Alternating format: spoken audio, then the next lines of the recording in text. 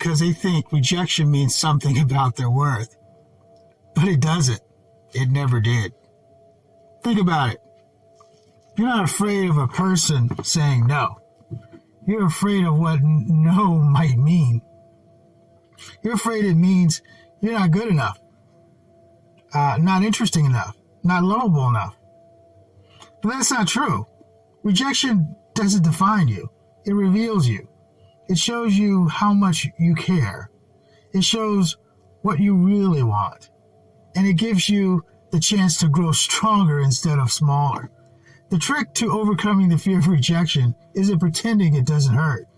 It's learning to see the truth hiding inside it.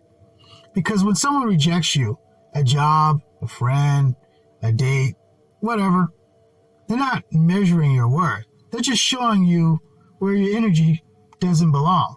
That's all. It's just direction, not destruction. Now imagine this. A little kid walks up to another kid on the playground and says, "Want to play?" The other kid shrugs and says, "No." Does the first kid walk away thinking, "I'll never be good enough to play again"? Of course not. He just looks around, says, "Okay," and goes to find someone else. He moves on. He doesn't make it a story about his value. But that's exactly what adults do.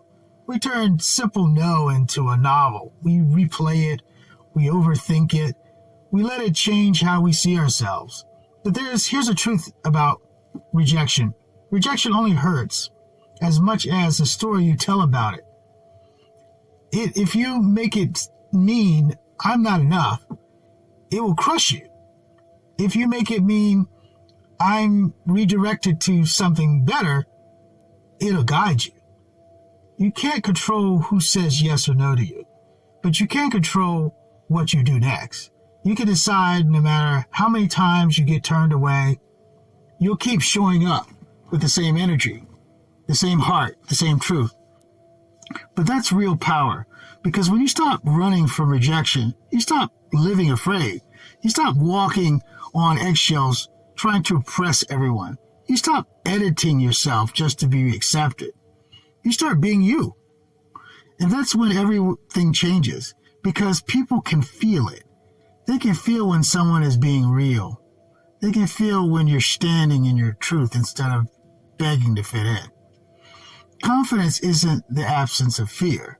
It's the decision to move away or move forward anyway.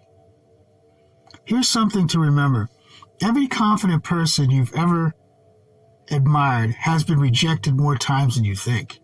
Actors, artists, athletes, business owners, they've all been told no 100 times.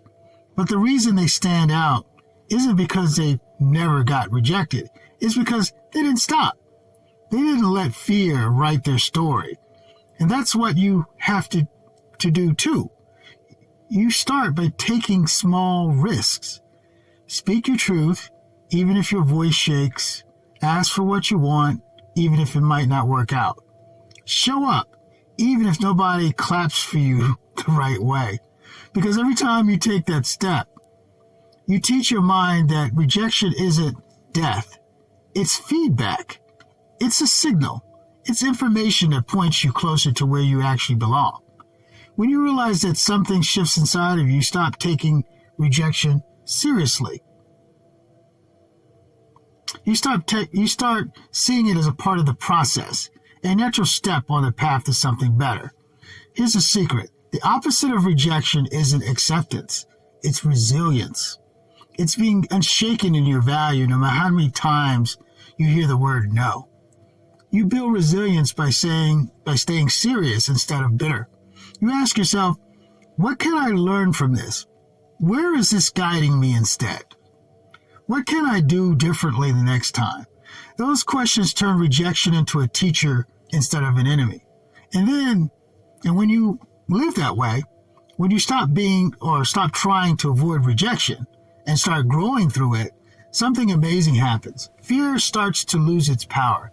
You become lighter, more relaxed, more open. You stop chasing approval and start chasing alignment, because that's the real win. Not everyone will like you. Not everyone will choose you, and that's okay. You're not meant to belong everywhere. You're meant to belong somewhere real. And the only way to find that real place is by walking through a few doors that close. That's not failure, that's refinement. Rejection sharpens you. It teaches you how to stay soft, but strong. It teaches you how to listen to yourself. It teaches you how to stand in your truth without shrinking when the world looks away. So don't hide from rejection. Meet it. Thank it. Let it shape you. You're not the person who's afraid anymore. That's going to move forward anyway. You're the one who smiles at no because you know it's just the means. Something better is on its way. And it always is.